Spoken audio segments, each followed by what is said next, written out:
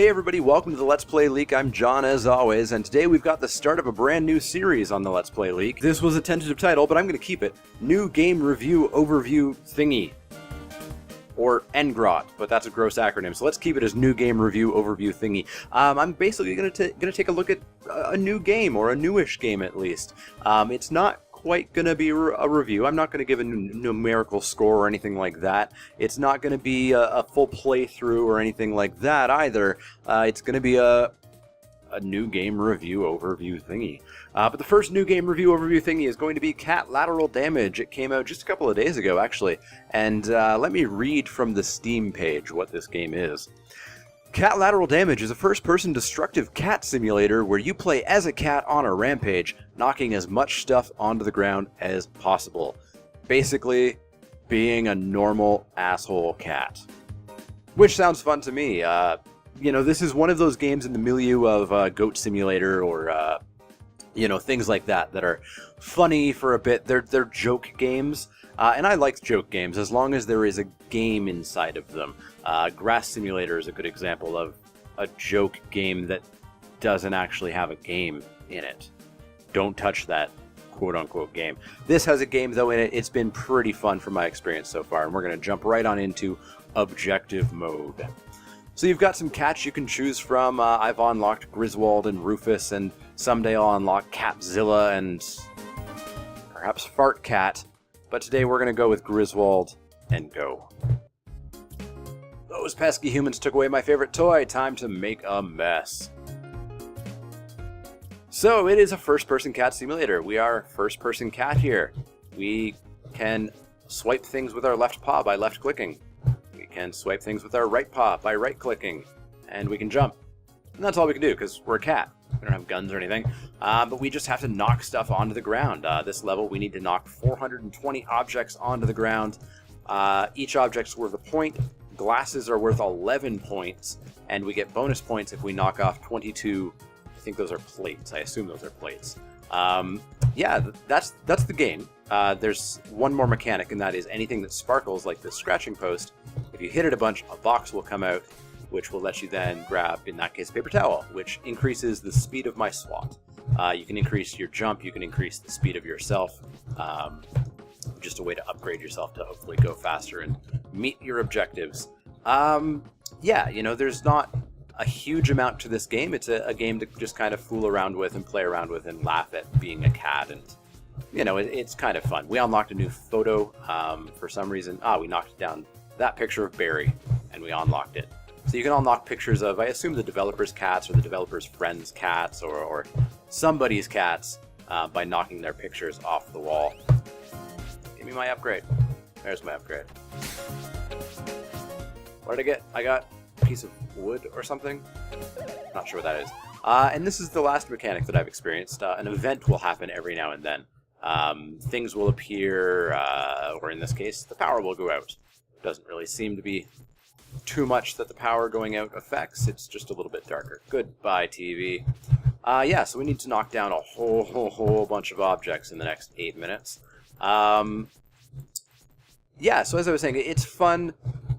You know, it's not going to keep me playing for the next year. It may not keep me playing for the next month.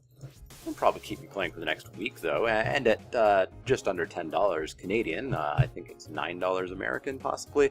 You know, that's kind of the right amount for me. That's a heck of a lot longer than a 2-hour movie, and that would cost $13 or $14 here.